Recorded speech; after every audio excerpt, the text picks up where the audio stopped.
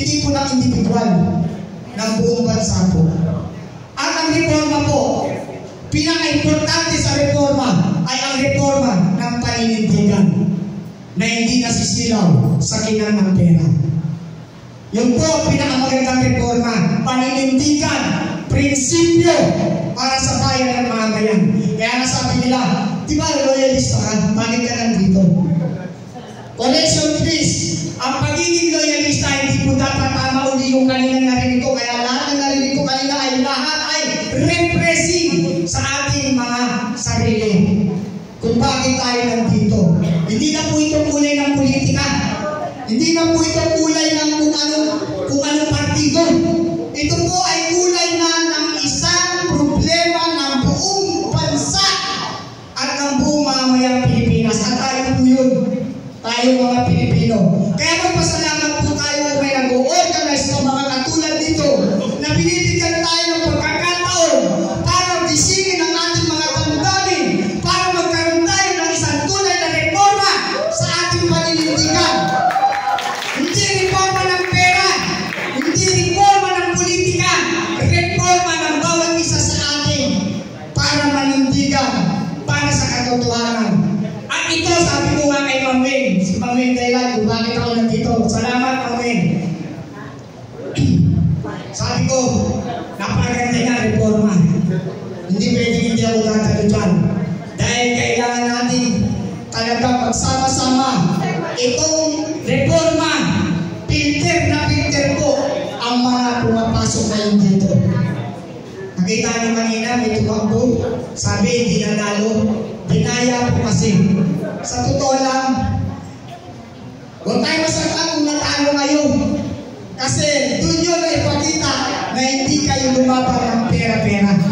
Lumaban kayo dahil may pangarap kayo na magkakaroon ng reforma ang bansang Pilipinas. Hindi po ang politika ang magkakaroon ng reforma dito, kundi ang bansang Pilipinas at ang mamamayan nito. At tayo po ang mamamayan ng Pilipinas. Bilang OFW, 21 years po ako naging OFW, nag-retire po ako 2015. Amang-tama 2016, tumakbo ng Vice President si BBM, nakasuporta po ako. Kaya kung bakit po hindi na pumalik, dahil nagtitigil po ako na gusto ko ang Pilipinas naman ang magkakaroon ng isang tunay na huwag ng pagbabago, reforma. Isang tunay na reforma. Kaya sana po, huwag po natin sayangin ang pagkakataon na marito tayo ngayon. Ito po ay may dahilan, hindi po ito pinlano.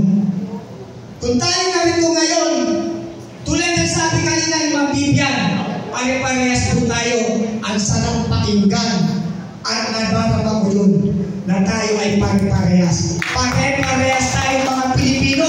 Kung ano ang talent ng bawat isa sa atin, kung ano ang kakayahan ng bawat isa sa atin, i-share natin, tumulong tayo para sa isang tunay na reforma. Huwag puro forma. Reforma. Kaya nagmamayan po ang usapin na ito. Kaya, supportahan po natin ang reforma. Dahil kung merong endangered human being, endangered species, tayo naman po ang endangered human being. Ilan-ilan na lamang po tayo. Kung may endangered endangered species, di ba? Tayo ilan na lang tayong lumalaban na hindi pera-pera. Nandito tayo para magsama-sama para gawing normal ang ating pamumuhay. Dahil ginagawa na po tayong abnormal ngayon. Nakita yung ginagawa ng pronouncement ngayon ng Pangulo. Huwag niyong gawin special season ang bagyo. Gawin yung normal. Wala na tayong magagawa. Tingnan yung ginagawa mindset sa atin.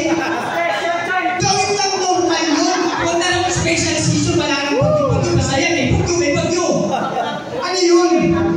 Diba? Parang ginagawa na tayo tanga. Dinidisgrade ang ating mga utak. Yun ay reforma rin. Reforma pababa. Hindi reforma